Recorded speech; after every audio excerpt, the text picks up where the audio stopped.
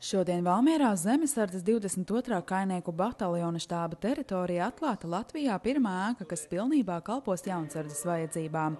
Šeit atradīsies Jaunsardzes departamenta 3. novada nodaļas administrācija, kā arī telpas, kur notiks jaunsargu apmācības un būs iespējams glabāt praktiskajās nodarbībās nepieciešamo aprīkojumu. Šī ēka būs iespēja Valmieras jaunsargiem padziļināt, apgūt šīs zināšanas bataljona tūmā, un no otras puses tā būs ēka, kurš tā kā būs atbalsts, ka mēs varēsim taisīt novadu pasākums. Mums nebūs jālūdz citiem telpas, mums būs pašiem savas, un mēs uz šīs ēkas atbalstu tā kā uz bāzi varēsim organizēt nometnes, pārgājiens, ja, un tas būs tā kā tas punktiņš, uz kā balstīsies viss mūsu novads. Līdz šim Jaunsardzes departamenta 3. novada administrācija strādāja Zemesardzes 22. kainieku bataljona administrācijas ēkā, taču, lai apkalpotu plašo teritoriju, kas stiepjas no Igaunijas robežas līdz pat Lietuvas pierobežai, jau vairākus gadus meklēta iespēja Jaunsardzes vajadzībām ierīkot atsevišķas telpas. Mums ir apmēram uz šo brīdi 2500 jaunsargu, un ar viņiem strādā apmēram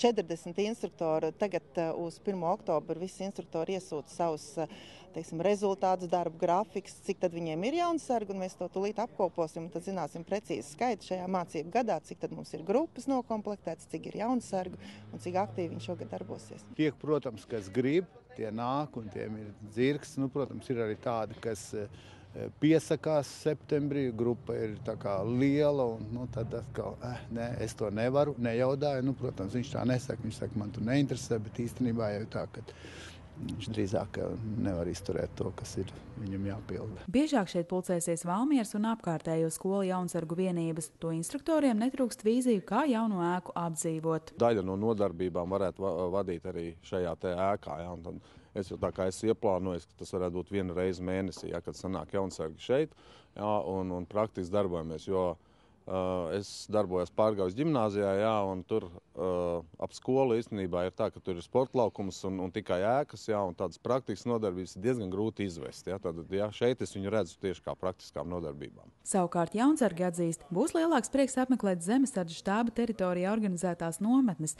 jo jaunsargi vairs nebūs atkarīgi no zemesargu ikdienas. Kad šeit notiek nometnes, mums ir jāiet uz Zemesardzes bataljona ēkām, jāprasa ūdens, jāprasa, viss jāprasa viņiem, teiks mums uz pašiem savu vietu. Instruktori paši varēs to atrasties tuvāk mums, jo vienmēr mēs nodarbības mums notiek un nometnes šajā laukumā.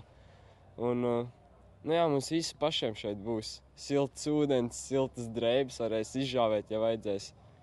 Ja slikts ļoti laiks, mums varēsim iekšā iet.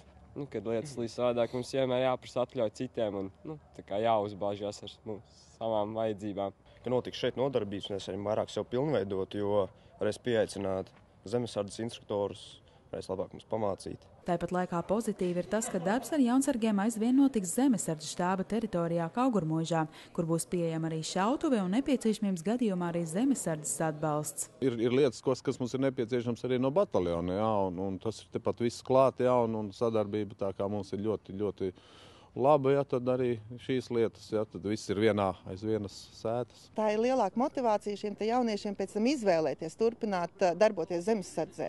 Jo tad, ja viņi skolā sēž pie solā un viņiem saka, ka Zemesardze ir laba lieta, tā ir viena lieta, tad, ja viņi darbojas turpat blakus un redz, ka turpat Zemesardze strādā, varbūt kādreiz aiziet uz vienkāršākām zemesardzes mācībām, kur nav kaujas šaušana, ko viņi tā kā nedrīkst patreiz vēl darīt, mums likumdošana to neatļauj, tad viņi vismaz to pārējo var redzēt un just, kas ir bataljons, ko dara zemesargu un vai viņi to grib vai negrib paši darīt. Pirmais jaunsargu pasākums jaunajā ēkā plānots jau skolēnu rudens brīvlaikā, kad šeit notiks nometne, uz kuru ieradīsies aptuveni 150 jaunsargi no visa novada.